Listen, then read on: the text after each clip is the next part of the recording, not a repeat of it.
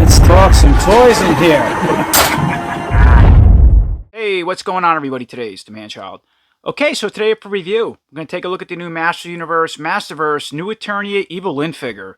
Look at that Evil-Lyn, man. Did she come out beautiful or what? I mean, it could be a classics figure from what I can see in the the open window or the front of the card. Side that, yeah. So yeah, we got a new Eternia Evil-Lyn. Of course, the front of the box, obviously. We have our box art to the left-hand side now. You notice on the box art, her skin looks very yellowish to me. From what I think I see, it doesn't look tan. Looks like it goes for that yellow tone, going back to the vintage inspired figure.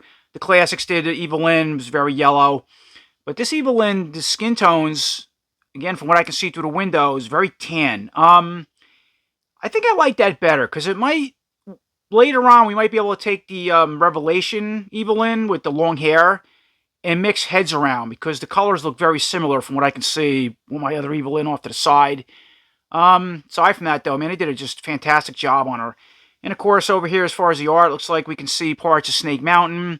And we have some Skeleton Warriors over here, right? Or at least one Skeleton Warrior. Now, these are also announced. They're coming in, I want to say Wave 16 or possibly by themselves. It might be exclusive. I'm not sure yet, but they are coming. And here's a quick look at some illustration art of Evil-Lyn herself on the right-hand side of the box, looking in from the window. Here's a quick look at the picture illustrations and images on the back of the box. So we just get a photo image of Evil-Lyn or the figure herself. You can see she's holding her staff orb, and it looks like, okay, so you can make it the short version or long version, which you get, looks like you have an attachable staff, which is cool. She comes with a cape, really awesome. Here's a close-up at the new Evil-Lyn's bio. You want to pause and read that. And then dropping down to the very bottom, these are all three figures that's included with the Wave 15 Masterverse series. And of course, here's the additional art on the left-hand side of the box, looking from window. So we can see the continuation of Snake Mountain stairs coming down, right? There's Panther coming down the stairs, which looks awesome. Panther is coming out from Masterverse. I believe he's going to be a Mattel Creations exclusive at some point. And we get some more Skeleton Warriors. Here is a quick look around with Evil-Lyn out of box with all accessories. So, bringing in Evil-Lyn for a closer look. Check out that new head sculpt, face, the helmet. Yeah, just awesome. Did a great job with the eyes. Again, the skin tones, yeah, very tan, at least under my lights. I like the helmet. Look at the extra details in it. I mean, you just got the blades, right? They're like a lightish blue, and then, of course, you have this webbing in between. It's dark blue. You have trim around the whole helmet. The overall helmet itself is like a black color. You have a Skeletor, like a skull up top. You even have extra, like, buttons sculpted and painted on the top of these blades. Now, the helmet seems like it is a separate piece from the face, but it's glued on. I already tried messing with it. You can see I can peel the lower parts of them, these edges back. Same thing with the top, but for the most part, it's glued into the head. I guess you want to customize, try to move it, you can. I'm not doing that, but yeah, it's definitely a separate piece, and I don't know what the head looks like under it. Probably has a plug or something. But as far as the articulation with this helmet and head, right, go all the way left to right. Look down and back, spin it around. Just excellent details. Little piece here sculpted. Yeah, I love the way the eyes. Now, it looks like, is she looking down? Nah, maybe, okay, no, she's looking forward. It looked at first looked like she was just looking down. It's because of the head. But just excellent. You can not ask for a better head sculpt and helmet for an Evil-Lyn, the Masterverse series. Now, I'm going to also bring in, real quick, so bounce around a little bit here. So, of course, this is the Revelation Evil-Lyn, right? First one. So, I just want to bring a comparison with that head as far as the helmet, what they did. Now, see, the skin, this is a little more glossier on the new Eternia one, but they could work. You could put this head on this body, I think, if you wanted to, if you like this. And the colors could somewhat match, just how everything blends into the armor, which we'll get to soon. But anyways, a quick comparison of those two. This was an okay figure, and I usually use the long hair head, which I'll bring in later. But yeah, this is the way to go. Look at that. It's just awesome. Moving down to Evil-Lyn's chest and butt area. So she has her iconic upper armor piece, I want to say. It looks like the ram horns on the Skeletor Havoc staff. And you can see how they're sculpted and painted. And again, that metallic blue color to match the blades up top on top of the helmet there. And then on the lower part, okay, check that out. It's like, oh, it's the Havoc skull. Upside down, it looks like. That's pretty neat. You got these sculpted fur pieces that come around the shoulders. You can see it goes all around to the back, right, like a little pelt piece. And then the blue raised collar. Now this is all part of the sculpt. No, the collar itself is separate from the skin, it looks like, but I want to say the actual lower armor piece is all part of the sculpt but painted, from what I can see. Now I'm going to spin her around for a second, right? So check out this cape. It's got a pretty cool, you know, that black iconic cape like we'd seen the Filmation and the Classics figure came with. It's a typical the same type of material you'll see in most of the Masterverse figures of capes. There's no wire, nothing like that in it, which you don't need it to be. Now, I want to bring it in early because, or show it now. Usually I get to that in a little while when we do the arms, but I didn't know how it plugs in, how it attaches to this pelt piece. So I was messing around with it. See that? It unplugs. Like so. So it has a little plug with a plastic piece that's, sewed or glued into this cape, right? And it plugs up inside that armor piece. So let me get the cape out of the way for a second. Now, I wonder, let me remove the head for a second on her. Let's take a look at these female ball pegs. You got to be careful. Okay, that went well. So this piece, okay, so this does come off the body. I see that. All right, so there's two pegs, the pelt piece, and it clips onto the shoulders. So if you want to remove it for customs, now you got two plug holes on top of the shoulders. I mean, I don't know why you want to remove it, but yeah, and it gets stuck with this. You'd have to heat it and pull it over this ball peg, and it's not going to work too well. So yeah, this is a separate piece. I'm putting it back, all right, because that's the whole point of it. All right, so that is a separate piece. We know that. We know that the cape plugs in, and now, so moving down to this upper armor piece with the ram, the horns. So that's, have the ab cut there. You can see the whole thing moves, right? And she can go down about that far, or move, that far forward, all the way back. So that's the cut there as far as the ab piece. And then, of course, she can spin at the waist, right? We already pointed out this. There's a front and back. Yeah, you can see this is all part of the sculpt. Again, the skin's just painted. You can see the designs and stuff in the lower part of the armor. And with the cape off the body, here's a little closer look at the overall, just how wide it is. I mean, we already talked about the material. It is, it's like darker, just a different weave on the out. This would be the outside, and here's the inside. It's like a just smoother. We already talked about this plastic peg piece. All right, so putting the head back on, I'm going to leave the cape off for now because it's going to get in the way. So we already talked about the ab crunch, her overall armored head, right? Let's move on to the arms. So as far as the arms, it's typical articulation as far as the shoulders. So we can go all the way up, out or up, down, go forward and back. She has this little, like a bicep bracer. They're all part of the sculpt, but painted on the arms. Now, what's different with these arms is they're single joint, okay? They don't have double joint like the Revelation Evil-Lyn or She-Ra had. Yeah, I just noticed that, single joint. So as far as a single joint elbow, as far as it can go, can bend up and go like maybe that far to the face, that's it. And she can spin at that. I don't mind it, just aesthetically, but a lot of people aren't going to like that because when you start getting a single joint, a lot of these figures, single joints, it's, it hinders the articulation, I'm used to it with the Classics, but yeah, they put single joints, okay. And the other arms are all the same. And then moving down, she has these, wrist gauntlets, right? They're identical on both sides. It's nice. I like that tone. Matches this lower belt piece. That's, is this, all right, we'll get to that soon. Yeah, lower belt piece. And they look like, I guess they're all part of the sculpt, but paint, it looks like. They don't come off. And then she comes with two semi-closed hands in the box. They can spin and, go in and out, and hinge joints in the other side, or left side's all the same. And if you notice, too, the nails are painted on the hands as well. All right, moving back down to the waist. So we already talked about this little belt piece that goes around the whole body. Has a bat symbol sculpted in here. It's this is rubber, by the way. She has this extra guard piece, but I like the details and everything. They just put a lot of detail. It's got little silver buttons. You can see that going down. The extra trim, just the designs. And she has this extra armor protector piece in the back, and that's rubber as well. Again, extra designs. This one, right? We were talking about this rubber. Now check that out. You have a row of skulls that go all the way around on both sides. There's 3 on each side. Are they in the back? No, so they just stop there. But yeah, pretty neat. Wow, just like the skull up on top of the helmet. Are they separate? Oh, they're separate. Are they separate pieces? Try to mess around with here. Well, this one is. See that? It's actually glued on.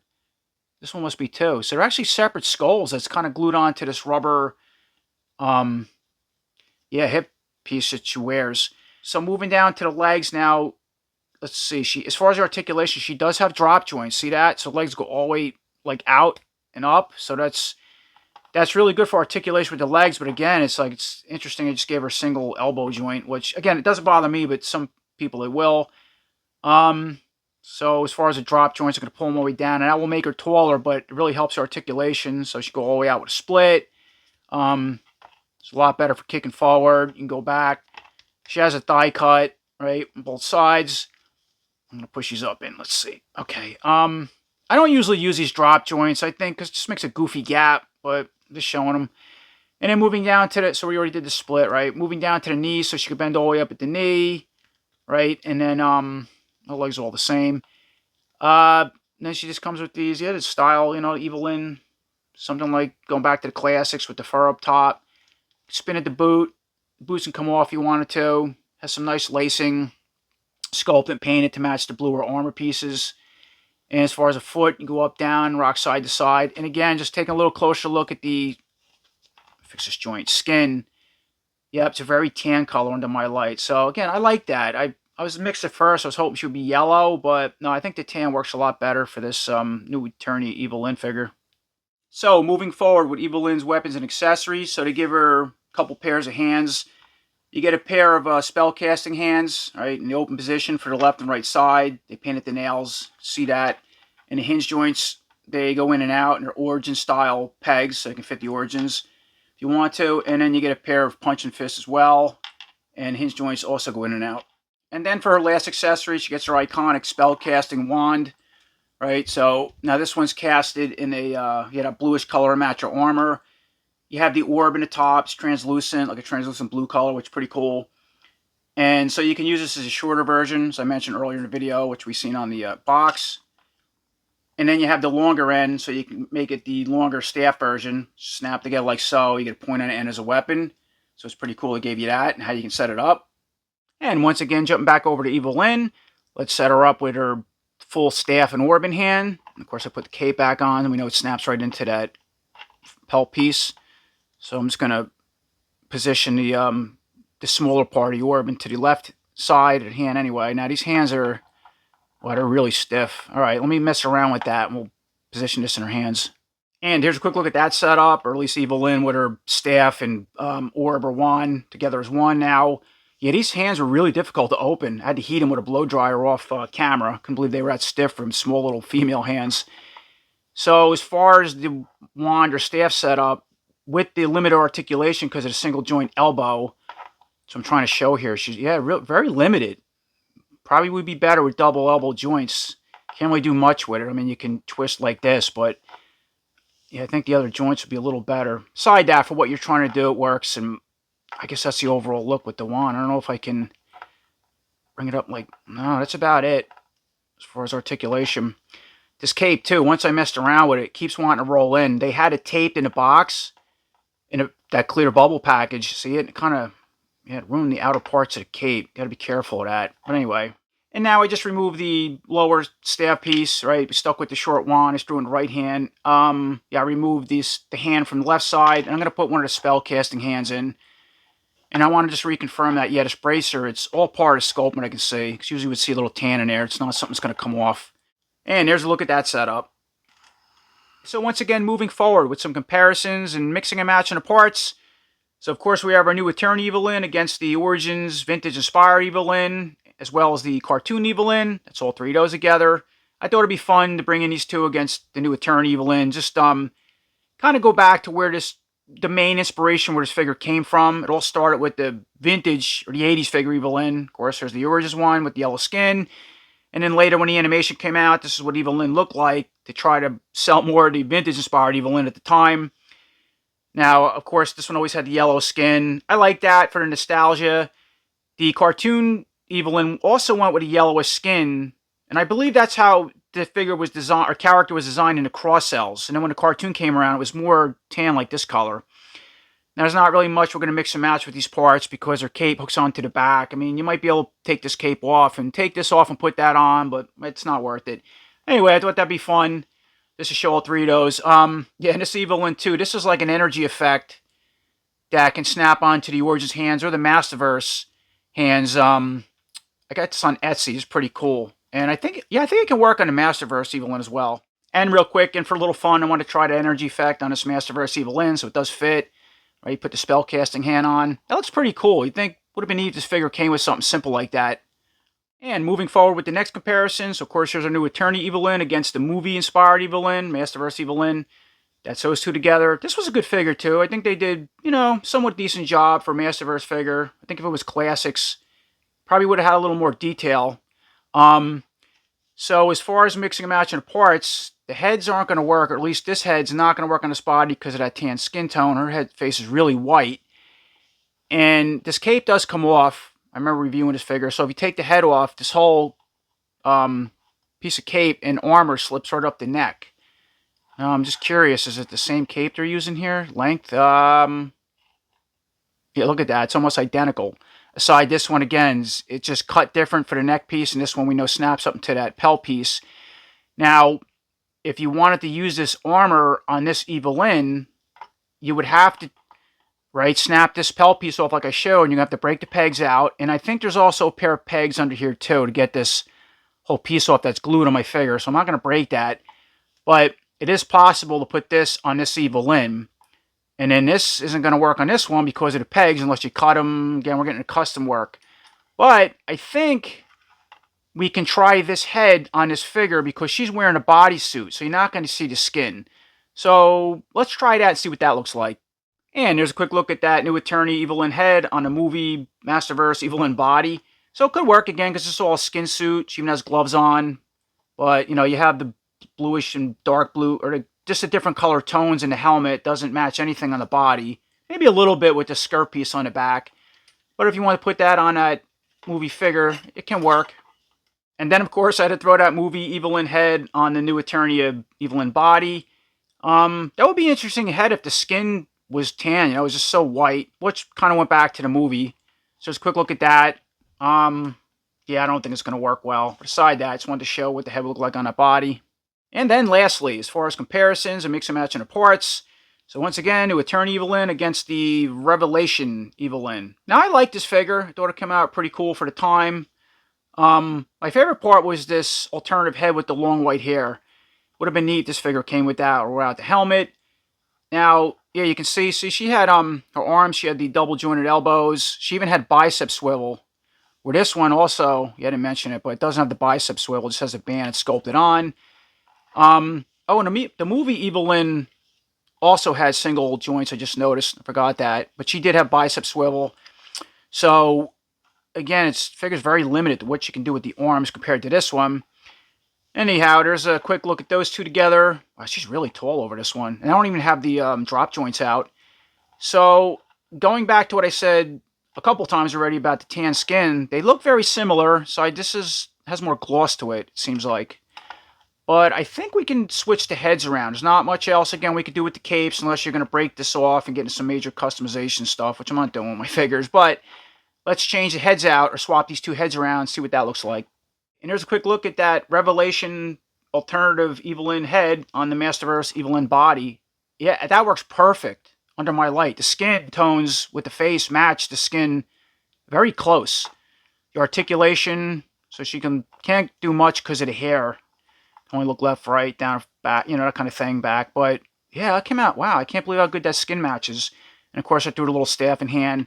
And if you wanted to, the hands would match too. I'm just going to leave them on, but because she has them little glove pieces on the end. But yeah, the skin tones on the hands match as well. So you wanted to put some hands on this one with the black nails, you could. Or put this one on this arm. You could do that as well. But yeah, I can't believe how good that came out with the white hair. I like that look on this body. And then, of course, here's a quick look at that first Revelation Evil-Lyn helmeted head on the new Eternia body. So if you like that head for some reason, it can work. And again, yeah, the skin tones really work out well.